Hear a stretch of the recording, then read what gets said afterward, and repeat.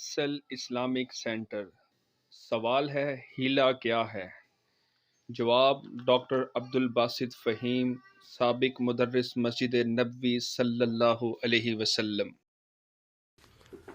وَاسْأَلْهُمْ عَنِ الْقَرْيَةِ الَّتِي كَانَتْ حَاضِرَةَ الْبَحْرِ إِذْ يَعْدُونَ فِي السَّبْتِ إِذْ تَأْتِيهِمْ حِيتَانُهُمْ يَوْمَ سَبْتِهِمْ شُرَّاعًا وَيَوْمَ لَا يَسْبِتُونَ لَا تَأْتِيهِمْ كَذَلِكَ نَبْلُوهُمْ بِمَا كَانُوا يَفْسُقُونَ۔ تو وہاں پہ اللہ رب العزت نے تفصیل کے ساتھ اس واقعے کا تذکرہ کیا ہے، اس لیے میں چاہوں گا کہ کچھ تفصیل آپ کے سامنے رکھی جائے تاکہ آپ ان آیتوں کا مفہوم سمجھ سکیں اور جان سکیں۔ ایک بستی کا تذکرہ فرما رہے ہیں اللہ رب العزت، اور اس بستی کا نام ایلا تھا۔ مشہور قول یہی ہے، حقیقت حال اللہ ہی جانتے ہیں۔ یہ بستی کہاں پہ ہے؟ کہا جاتا ہے کہ یہ بستی اردن اور اسرائیل کے بیچ میں واقع ہے، یعنی کہ یہ اس کا ایریا ہے۔ تو یہ بستی سمندر کے کنارے آباد تھی، بڑی ان کے اوپر اللہ کی نعمتیں تھیں، اللہ کی نوازشیں تھیں۔ اللہ رب العزت نے ان کو ہفتے کے دن مچھلی کا شکار کرنے سے روک رکھا تھا۔ دوسری جانب اللہ رب العزت اپنے بندوں کو آزماتے ہیں۔ ہوتا یہ تھا کہ ہفتہ کے دن جب کہ مچھلیوں کا شکار کیا ہوتا؟ ممنوع ہوتا۔ اس دن مچھلیاں پانی میں ابر ابر کر سامنے آتی، یہ لوگ دیکھتے، اور باقی دنوں میں مچھلیاں معمول کے مطابق ہوتی۔ ان لوگوں نے سوچا کہ ہفتہ کے دن مچھلیاں بہت آتی ہیں تو ان سے محروم رہنا کوئی عقل مندی نہیں ہے، لیکن شریعت نے تو روک رکھا ہے۔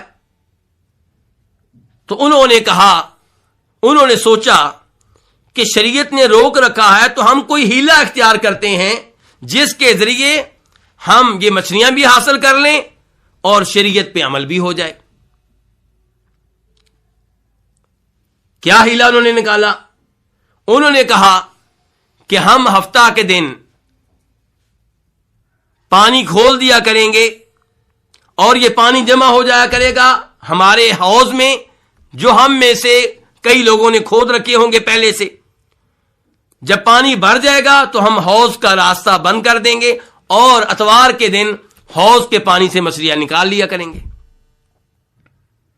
کچھ لوگ کیا کرتے، وہ جمعہ کے دن سمندر کے پانی میں جال نصب کر دیتے، مچھلیاں اس جال میں پھنس جاتی اور اتوار کے دن وہ مچھلیاں نکال لیتے۔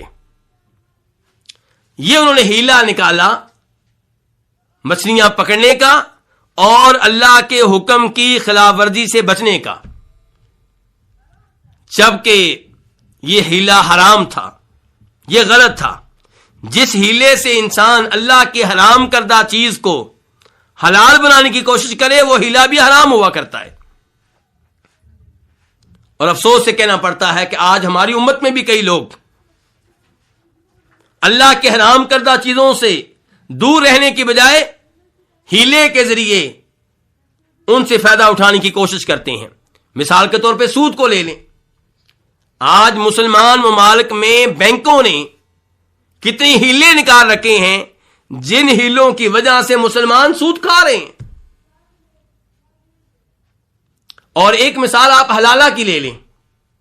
حلالہ کے بارے میں آپ نے سن رکھا ہوگا، اللہ رب العزت سورہ بقرہ میں ارشاد فرماتے ہیں فَإِن طَلَّقَهَا فَلَا تَحِلُّ لَهُ مِن بَعْدُ حَتَّى تَنكِحَ زَوْجًا غَيْرَهُ، کہ اگر کوئی آدمی اپنی بیوی کو تیسری طلاق دے دے تو اب یہ بیوی اس کے لیے حلال نہیں ہے، البتہ اگر یہ لڑکی، یہ عورت کسی اور خامن سے کرے، کیا کرے؟ نکاح، تنکیہ زوجن غیرہ، کسی اور سے نکاح کرے اور وہ بھی اس کو طلاق دے دے کسی وجہ سے یا وہ فوت ہو جائے، تو اب یہ لڑکی، یہ عورت پہلے خامن کے لیے حلال ہے، اب اس کا اس سے نکاح ہو سکتا ہے۔ اس کا مطلب یہ ہوا کہ 3 طلاقیں ہو گئیں تو میاں بیوی اب آپس میں مل نہیں سکتے، اب ان کا آپس میں ایک ساتھ رہنا ناممکن ہے۔ البتہ ایک راستہ ہے جس کا عام طور پہ امکان نہیں ہوتا، وہ راستہ کبھی کبھی کسی کسی کے لیے کھلتا ہے. اور وہ کیا کہ وہ عورت کسی اور جگہ نکاح کرے اور وہ بھی طلاق دے دے یا وہ فوت ہو جائے. ایسا عام طور پہ نہیں ہوتا. لیکن مسلمانوں میں سے کئی لوگوں نے کیا کیا؟ ہیلا نکالا.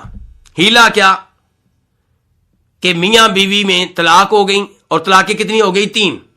حالانکہ وہ 3 طلاقیں ایک ہی موقع پہ دی گئی ہوتی ہیں، اور مسلم شریف کی صحیح حدیث کے مطابق وہ 3 طلاقیں ایک طلاق قرار پاتی ہیں. لیکن کئی لوگ اپنے مسلک کی پابندی کرتے ہوئے 3 طلاقوں کے 3 ہونے کا فتویٰ دیتے ہیں. اب جب میاں بیوی روتے ہوئے آتے ہیں تو پھر ان کے لیے راستہ نکالتے ہیں، ہیلا کرتے ہیں. کیا کہ آپ اپنی اس بیگم کا، جو آپ کی پہلے بیگم تھی، اس کا ہمارے کسی طالب علم سے نکاح کر دیں، اپنے کسی رشتہ دار سے نکاح کر دیں، اور پھر وہ 1 دن کے بعد، 1 ہفتے کے بعد، 1 مہینے کے بعد اس کو کیا کر دے؟ طلاق دے دے. پھر تم اس سے نکاح کر لینا.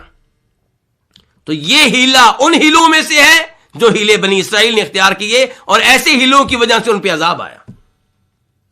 نبی علیہ الصلوۃ والسلام ارشاد فرماتے ہیں ان احادیث میں جن کو امام ترمذی ابن ماجہ روایت کرتے ہیں کہ اللہ کی لعنت ہو اس مرد پہ جس کے لیے حلالہ ہو رہا ہے، یعنی کہ پہلا خامند، اور اللہ کی لعنت ہو اس مرد پہ جو حلالہ کر رہا ہے، یعنی کہ نکاح کر رہا ہے. کس نیت سے؟ کہ بعد میں طلاق دوں گا. تو طلاق کی نیت سے نکاح کرنا تاکہ پہلے خامند کے لیے حلال ہو جائے، یہ وہ عمل ہے جس پہ نبی علیہ السلام نے لعنت بھیجی ہے. اور ایک حدیث میں آپ نے حلالہ کرنے والے مرد کو کرائے کا سان قرار دیا ہے.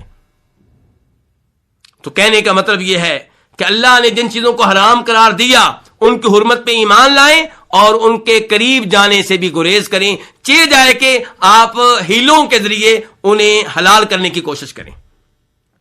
تو بنی اسرائیل نے یہ کام کیا، اس انداز سے مچھلیاں پکڑیں.